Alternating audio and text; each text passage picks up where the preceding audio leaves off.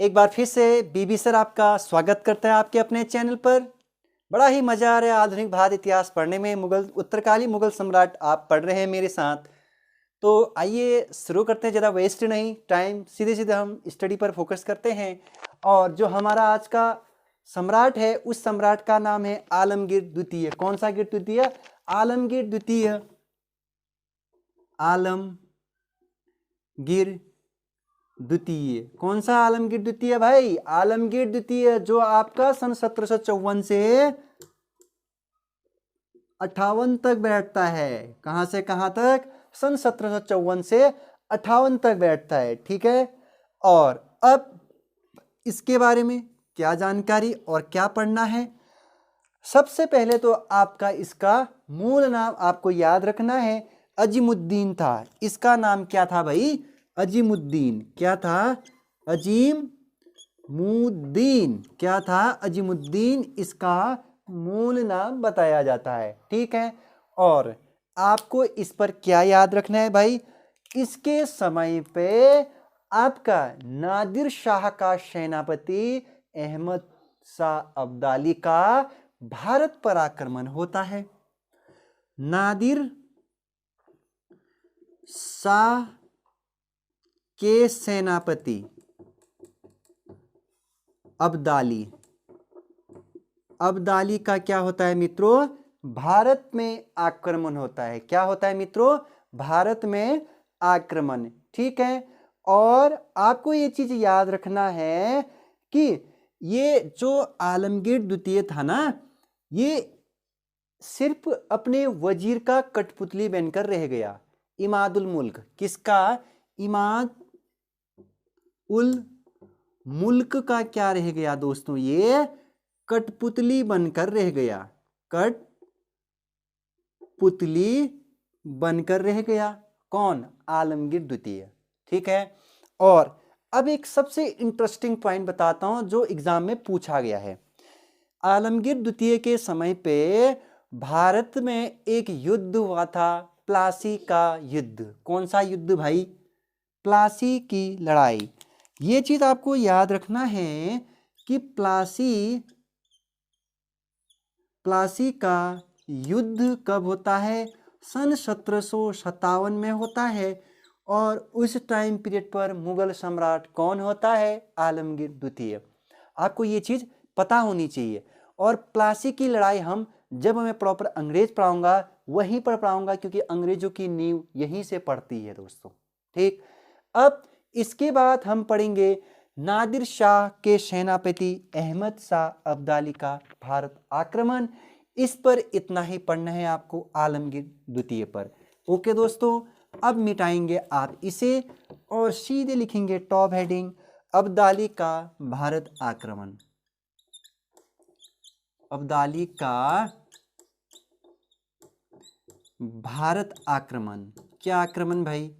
अब्दाली का कहां पर आक्रमण? भारत आक्रमण। आप पढ़ने वाले हो मेरे साथ, तो आपको याद दिलाना चाहूंगा मैं कि जब आपका 1747 में नादिर शाह की मृत्यु होती है तो कंधार में आपका इसके बाद जिसका सिंहासन चलता है वो अब्दाली का चलता है। ठीक है, कंधार का जब ये शासक बनता है तो उसके बाद ये फिर इधर की ओर आता है, अफगानिस्तान की नींव ये रखता है। आपको पता होना चाहिए आधुनिक अफगानिस्तान के जनक अहमद शाह अब्दाली को ही जाता है। इसके बाद ये सीधे भारत की ओर रुख करता है, तो ये भी आपका उसी ओर आक्रमण करेगा जिस ओर कौन आक्रमण कर गया था? आपका इनके राजा नादिर शाह। ठीक, तो ये सीधे ही पहली बार अब्दाली सन 1748 में भाई। कब? सन 1748 में पहली बार भाई, प्रथम बार कहां पर आक्रमण करता है? पंजाब में। कहां पर आक्रमण करता है? पंजाब पे यहां पर आक्रमण किया, लेकिन ये असफल रहा भाई। क्या रहा? असफल रहा। कौन? अब्दाली साहब। ठीक है, अच्छा, कुल इसने कितने बार आक्रमण किए भारत में? 7 बार। कितने बार? 7 बार इसने भारत पर आक्रमण किया और 48 में पहली बार इसकी पहली आक्रमण। दूसरी बार इसने फिर से इसने पंजाब पर आक्रमण किया और मुइनुल मुल्क, दूसरी बार इसने मुइनुल मुल्क, और ये डेट थी 49, मुइनुल मुल्क को इसने दूसरी बार क्या किया, परास्त किया। और जब इसने दोबारा पंजाब पर आक्रमण किया तो परास्त किया तो इसने पंजाब को क्या कर लिया, जीत लिया। इतना आपको याद रखना है। फिर इसने तीसरी बार और आक्रमण किया और जब इसने तीसरे बार आक्रमण किया वो डेट था 52। इसने सन 1752 में तीसरी बार आक्रमण किया और तीसरी बार ये न सिर्फ पंजाब जबकि इसने सिंध क्षेत्र को भी विजित किया। अब कहाँ को भी विजित किया दोस्तों, सिंध क्षेत्र को भी, और इन दोनों क्षेत्र को ये लूट पार करके चल देता है। ठीक है, आपको ये चीज याद रखनी है। ठीक, और इसके समय पर आपको याद रखना है, अब ये जब ये सब घटना घटित हो रही थी तो इसके बाद इसका सर और घूमता है, ये यहाँ से दिल्ली की ओर रुख करता है। कहाँ को रुख करता है, दिल्ली। और दिल्ली में उस टाइम पीरियड पर कौन बैठ रहा होता है, सन 1757 में कौन बैठेगा आपको पता होना चाहिए, आलमगीर द्वितीय। ठीक है, 58 तक उसका कार्यकाल है। ठीक है, सन 1757 में ये कहाँ पहुंचता है, आपका अब्दाली दिल्ली पर पहुंचता है दोस्तों। कहाँ पहुंचता है, दिल्ली पर पहुंचता है, इतना आपको याद रखना है। और मथुरा एवं आगरा, जो आपका दिल्ली से उत्तर प्रदेश की ओर आओगे, ये आपका मथुरा और आगरा 57 वाले इलाकों में, ये सन 1757 में ये आगरा और मथुरा को क्या करता है भाई, लूटता है। इसको भी वो सन 1757 में क्या करता है, लूटता है। और इसके बाद जब ये वापस जा रहा होता है तो ये इमाद उल मुल्क को वजीर और आपका नजीमुद्दौला को मीर बख्श बनाता है। अब ये जब वापस जा रहा होता है तो इमाद उल मुल्क, किसको, इमाद उल मुल्क और नजीम उद्दौला, एक तो नजीम उद्दौला एक इमाद उल मुल्क को क्या बनाता है, ये एक को बख्शी बनाता है और एक को वजीर बनाता है। ये इसको बनाता है आपका बख्शी और इसको बनाता है, सॉरी बच्चों, इसको बनाता है बख्शी और इसको बनाता है वजीर। ठीक है, इमाद उल मुल्क को क्या बनाता है, ये वजीर बनाता है और नजीमुद्दौला को क्या बनाता है दोस्तों, ये वजीर बनाता है। ठीक है, मतलब इमादुल मुल्क को वजीर बनाता है और नजीमुद्दौला क्या बनाता है, बख्शी बनाता है। इतना आपको याद रखना है जब ये वापस जा रहा होता है 57 में। ठीक है, इसके बाद आपको इस पर सबसे इंपॉर्टेंट याद रखना है अहमद शाह अब्दाली पर कि इसके समय पर पानीपत का तृतीय युद्ध होता है। भाई क्या युद्ध होता है, पानीपत का तृतीय युद्ध होता है। और पानीपत का तृतीय युद्ध तो आपको हर हाल में याद रखना है। भाई क्या याद रखना है, पानीपत का तृतीय युद्ध। ठीक है, पानीपत का तृतीय युद्ध किन किन के बीच हुआ, ये आपको मोस्ट इंपॉर्टेंट कहूंगा मैं, क्योंककि आयोग कई बार सवाल बना चुका है। भाई अब पानीपत का तृतीय युद्ध पहले तो जब होता है वो डेट है आपका सन 1761, माथे पर लिख लो सन 1761 ऐसे करके, और आगे की डेट भी याद रख लो 14 जनवरी, हर हाल में याद रखो 14 जनवरी सन 1761। और आपको पानीपत के तीनों युद्ध याद होने चाहिए मित्रों, तीनों। ठीक है, क्या तीनों, और अब भी याद कराऊंगा मैं। ठीक है, और इससे पहले भी मैं पढ़ा चुका हूं। ठीक, पहले तो ये बात समझ लो किस किस के बीच हुआ था, अब्दाली, वही अब्दाली, अब तो भूलोगे नहीं। और दूसरा मराठों या मराठा। पानीपत की तीसरी लड़ाई अहमद शाह अब्दाली और मराठों के बीच। ठीक है, तो आपको ये चीज याद होनी है और याद रखनी है। जिस पर मराठों की क्या होती है बच्चों, हार होती है। क्या होती है, मराठों की यहाँ पर हार हो जाती है पानीपत के तृतीय युद्ध में। अब आपको रिमेंबर करवाता हूं पानीपत की पहली युद्ध, पानीपत पहली लड़ाई 1526, 1526, बाबर और इब्राहिम लोदी, बाबर और इब्राहिम लोदी। ठीक। पानीपत द्वितीय, शॉर्ट लिख रहा हूं, स्पेस नहीं है, 1556। ठीक। अकबर और हेमचंद, ठीक है, अकबर और हेमचंद या हेमचंद्र या हेमू। ठीक है, आपको ये चीज याद रखनी है, पानीपत के तीनों युद्ध। ठीक है, याद हो गया होगा।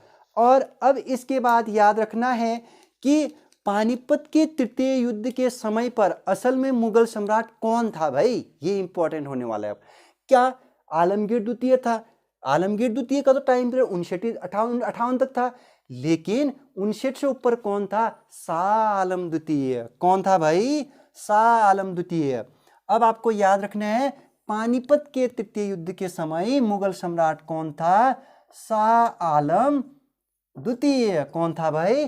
शाह आलम द्वितीय। इस टाइम पीरियड पर क्या था? आपका सम्राट था, मुगल सम्राट। जब ये वापस जा रहा होता है तो उस टाइम पर शाह आलम द्वितीय को क्या कर देता है? ये राजा बना देता है। ठीक है दोस्तों, अब आप डालेंगे टॉप हेडिंग शाह आलम द्वितीय। हम अब क्या किसको पढ़ेंगे? शाह आलम द्वितीय को। ठीक है, अब मैं इसको मिटा रहा हूं, आप स्क्रीनशॉट लीजिए जल्दी से। अच्छा ठीक है, मिटा देता हूं। शाह आलम द्वितीय टॉप हेडिंग डालेंगे और सबसे पहले आप इस पर क्या लिखेंगे? टाइम पीरियड शाह आलम द्वितीय का, शाह आलम द्वितीय दोस्तों। ठीक है, अब शाह आलम द्वितीय पर आपको क्या याद रखना है मेरे यारों? सबसे पहले तो मैंने बोला आपको टाइम पीरियड सन 1759 से 1806 तक इसका क्या रहता है?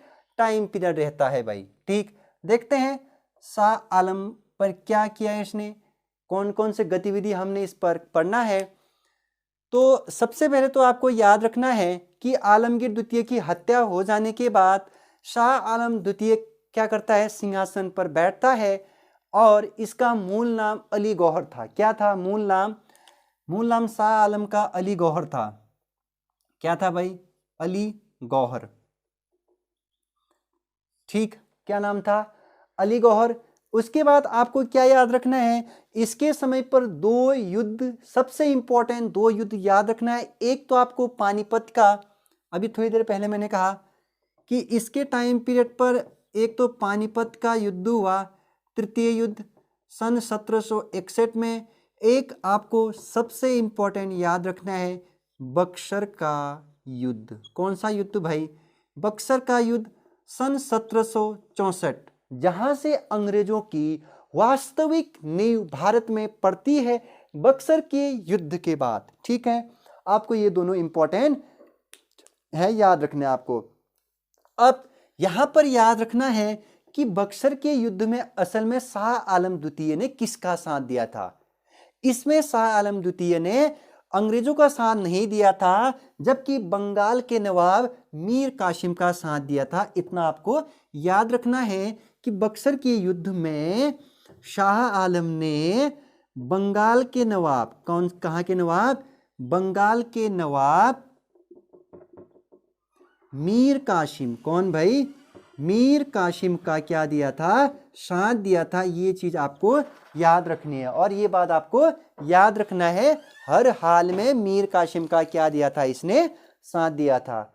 ठीक है, इसके बाद आपको क्या याद रखना है इस पर कि जो शाह आलम था इसके समय पर अंग्रेज आगे थे। अब सन 1764 में आगे बढ़ते जा रहे थे तो 1803 में भारत की जो राजधानी है दिल्ली पर अंग्रेज क्या कर लेते हैं? अपना वर्चस्व स्थापित कर लेते हैं। तो दिल्ली में अंग्रेजों का अधिकार कब हो जाता है? आपका 1803 में आपका दिल्ली पर अंग्रेजों का अधिकार हो जाता है भाई। किसका अधिकार हो जाता है? अंग्रेजों का अधिकार हो जाता है। आपको ये चीज याद रखनी है यहाँ पर। ठीक, इसके बाद सीधे आप पढ़ेंगे मेरे साथ अकबर शाह द्वितीय, क्योंकि शाह आलम द्वितीय पर कुछ और नहीं है। ठीक है, क्या पढ़ेंगे आप, सीधे आप स्क्रीनशॉट कर लीजिए और अकबर शाह द्वितीय में अब सीधे आपको पढ़ा रहा हूं। ठीक है,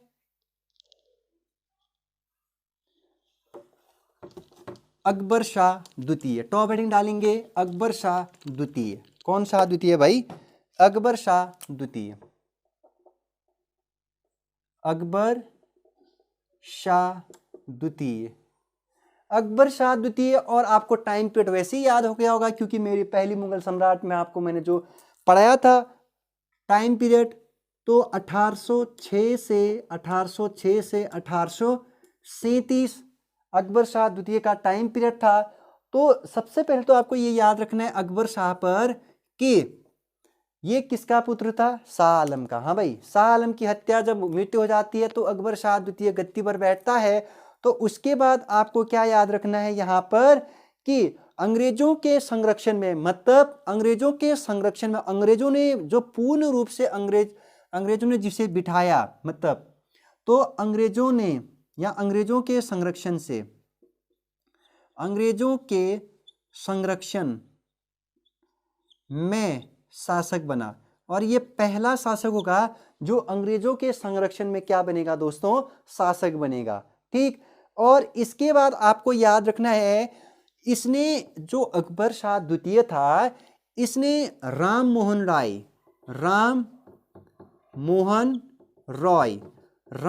रॉय को राजा की उपाधि देकर, क्या उपाधि देकर भाई, राजा की उपाधि देकर इसे कहाँ भेजा, ब्रिटेन भेजा। कहाँ भेजा भाई, ब्रिटेन भेजा। ये चीज आपको याद होनी चाहिए कि राजा राम मोहन रॉय को राजा की उपाधि किसने दी थी, ये दी थी आपकी अकबर शाह द्वितीय ने। किसने दी थी, अकबर शाह द्वितीय ने राम मोहन रॉय को राजा की उपाधि देकर कहाँ भेजा, ब्रिटेन भेजा था भाई। कहाँ भेजा था, ब्रिटेन भेजा था।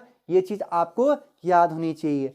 ठीक, इसके शासनकाल में जो ये अकबर शाह था, इसके शासनकाल में अंग्रेजों ने, किन्होंने भाई, अंग्रेजों ने अपने सिक्के चलाए और मुगलों के सिक्के बंद कर दिए। मतलब क्या कर दिए, मुगलों के सिक्के बंद कर दिए भाई। ठीक, आपको ये चीज भी याद रखनी है। तो इसके बाद सन 1837 में क्या हो जाती है, अकबर शाह द्वितीय की मृत्यु हो जाती है। इस अकबर शाह पर इतना ही पढ़ना है आपको। अंग्रेजों के संरक्षण में पहला शासक बनाइए, राम मोहन रॉय राजा की उपाधि किसने, ब्रिटेन भेजा। मुगलों के सिक्के इस टाइम पर अंग्रेजों ने क्या कर दिया दोस्तों, बंद कर दिया। अब इसके बाद आप लास्ट शासक पढ़ने वाले हो मेरे साथ, बहादुर शाह द्वितीय। कौन भाई, बहादुर शाह द्वितीय। टॉप हेडिंग आप डालेंगे बहादुर शाह द्वितीय, क्योंकि आज अंतिम शासक होने वाला है। तो मैं फटाफट पढ़ा रहा हूं और आपको याद भी हो रहा होगा, और आपने पॉज करके धीरे धीरे से आपको क्या याद रखना है, नोट्स बनाने हैं। मतलब बहादुर शाह द्वितीय भाई, क्योंकि बहादुर शाह प्रथम तो पढ़ चुके हो आप, बहादुर शाह द्वितीय। और इसका टाइम पीरियड आपको 1837 से सन 1857 तक, इतना ही इसका टाइम पीरियड। भले ही मरेगा 62 में, बट आपको 57 ही याद रखना है। तो सबसे पहले तो आपको इसका एक उपनाम याद रखना है, जफर। क्या याद रखना है भाई, जफर, क्योंकि ये जफर नाम से कविताएं और शायरी लिखा करता था। ठीक है, अब इसका याद सबसे पहले क्या क्या पॉइंट याद रखने हैं बहादुर शाह पर। ये मुगल साम्राज्य का अंतिम राजा था भाई, मुगल साम्राज्य का अंतिम भाई। कौन था भाई, ये अंतिम राजा था भाई। ठीक, इसके बाद इसके समय पर क्या हुआ, भारत की सबसे पहले स्वतंत्रता के लिए होने वाली क्रांति, सन 1857 की क्रांति भाई।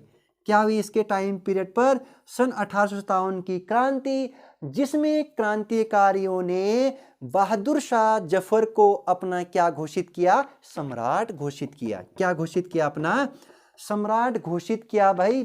किसको, इस बहादुर शाह को। ठीक, इसके बाद इसको हुमायूं के मकबरे से बाद में अंग्रेजों ने इस क्रांतिकारियों की मदद करने के कारण अंग्रेजों ने इसको क्या कर लिया, अरेस्ट कर लिया। और फिर कहाँ भेजा गया? रंगून जेल भेज दिया गया। कहाँ भेज दिया गया? हमेशा हमेशा के लिए निर्वासित करके रंगून जेल म्यांमार में भेज दिया। कहाँ भेज दिया भाई? म्यांमार, बर्मा भेज दिया, रंगून जेल, जहाँ पर उसकी 1862 में क्या हो जाती है? मृत्यु हो जाती है। और इस तरीके से 1 नवंबर सन 1858 को ब्रिटेन की महारानी विक्टोरिया के द्वारा एक कानूनी पत्र जारी की जाती है और वो कहती है कि भारत में पूर्ण रूप से मुगल साम्राज्य का अंत हो जाता है। सिर्फ भारत में होता है। कहाँ होता है? भारत में मुगल साम्राज्य का अंत हो जाता है, ऐसा महारानी विक्टोरिया कहती है। 1 नवंबर सन 1858 को ऐसी कहती है। ठीक। और आपको ये चीज याद रखना है कि जो जफर था ये क्या करता था? अपने नाम से, मैंने बोल दिया, क्या करता था? शायर और क्या लिखता था? कविताएं लिखता था। ठीक। और जब जेल में था तो इसने एक सुंदर सी सेंटेंस, एक सुंदर सा कविता लिखा, न किसी के आंख का नूर हूं। उसने क्या लिखा दोस्तों? न किसी के आंख का नूर हूं, न किसी के दिल का करार हूं, मैं ऐसा आदमी हूं जो किसी के काम ना आ सका हूं। ऐसा कहा था भाई। किसने?